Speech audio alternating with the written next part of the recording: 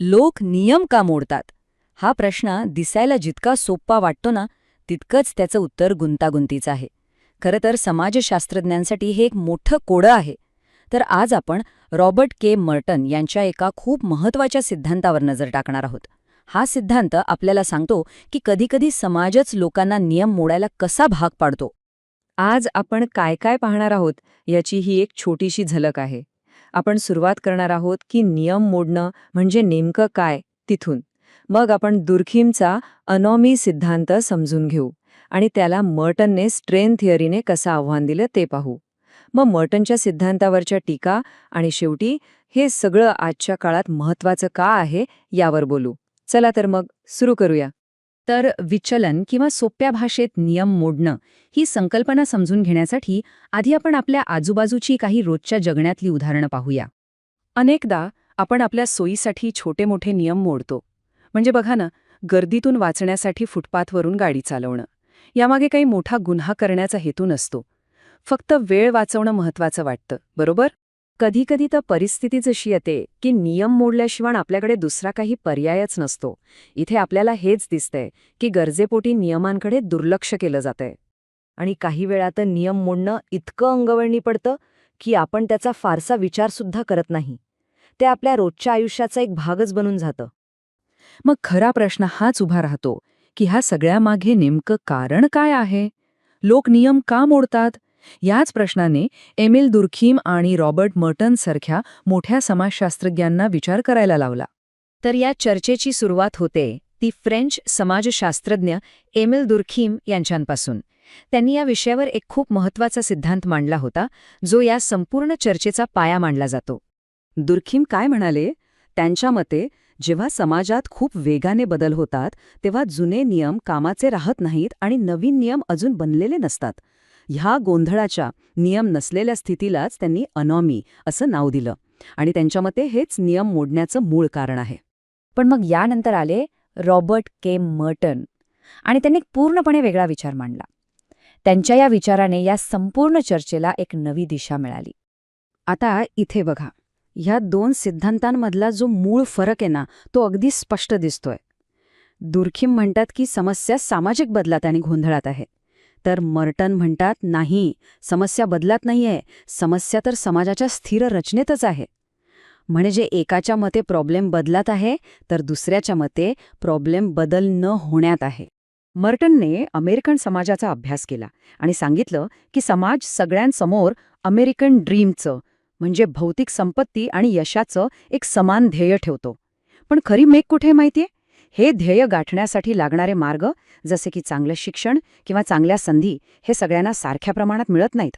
आणि याच ध्येय आणि साधनांमधल्या दरीमुळे एक प्रकारचा तणाव किंवा स्ट्रेन तयार होतो. मर्टनच्या मते या सामाजिक तणावाला लोक 5 वेगवेगळ्या प्रकारे प्रतिसाद देतात. चला, आता हे 5 मार्ग नेमके कोणते आहेत ते एक एक करून पाहूया.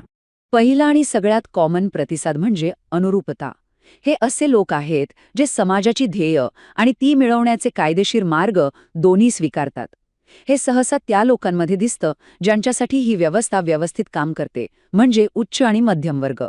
दुसरा प्रतिसाद आहे नवकल्पना.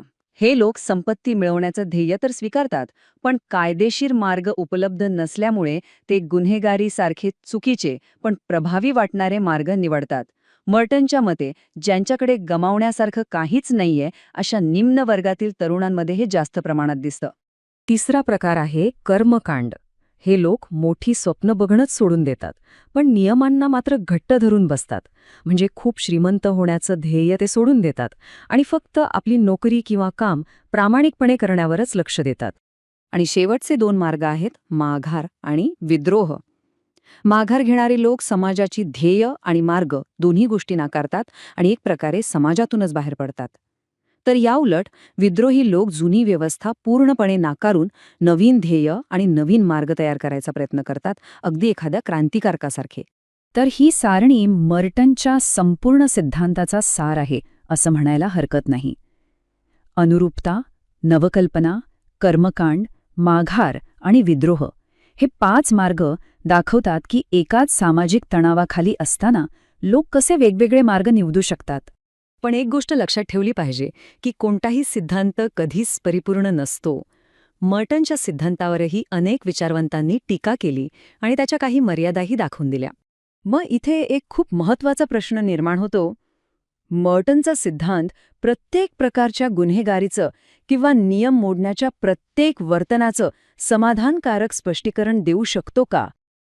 तर कळीचा मुद्दा हा आहे, मर्टनचा सिद्धांत पैशासाठी किंवा भौतिक लाभासाठी होणाऱ्या गुन्ह्यांचं, म्हणजे चोरी, फसवणूक यांचं चांगलं स्पष्टीकरण देतो. पण ज्या गुन्ह्यांमागे असा कोणताही आर्थिक हेतू नसतो, जसं की विनाकारण होणारी तोडफोड किंवा हिंसा, त्याबद्दल मात्र हा सिद्धांत शांत राहतो. आणि हीच त्याची एक मोठी मर्यादा आहे. अल्बर्ट कोहेन यांनी एक वेगळा मुद्दा मांडला. ते म्हणाले की मर्टन फक्त वैयक्तिक पातळीवर नियम मोडण्याचा विचार करतो, पण अनेकदा तरुण गटांमध्ये नियम मोडतात. त्यांच्या मते हे केवळ पैशासाठी नसतं, तर आपल्या गटात स्टेटस किंवा मान मिळवण्यासाठी असतं. याला त्यांनी स्टेटस फ्रस्ट्रेशन असं म्हटलं. पुढे जाऊन वॉल्टर मिलर यांनी तर असं म्हटलं की निम्न वर्गाची वेगळी उपसंस्कृती नसते, तर त्यांची स्वतःची एक स्वतंत्र संस्कृतीच असते.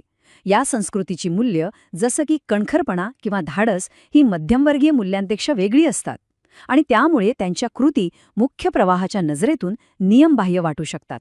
बरं, एवढी सगळी टीका झाली तरीही मर्टनच्या सिद्धांताचं महत्त्व आजही कमी झालेलं नाही. चला तर मग या संपूर्ण चर्चेचा सार काय आहे ते पाहूया. आणि शेवटी मर्टनचा सिद्धांत आपल्यासमोर एक खूप मोठा आणि विचार करायला लावणारा प्रश्न उभा करतो. ज्या समाजात आपण राहतो त्याची रचनाच लोकांना गुन्हेगार बनायला भाग पाडते का? यावर नक्कीच विचार करायला हवा.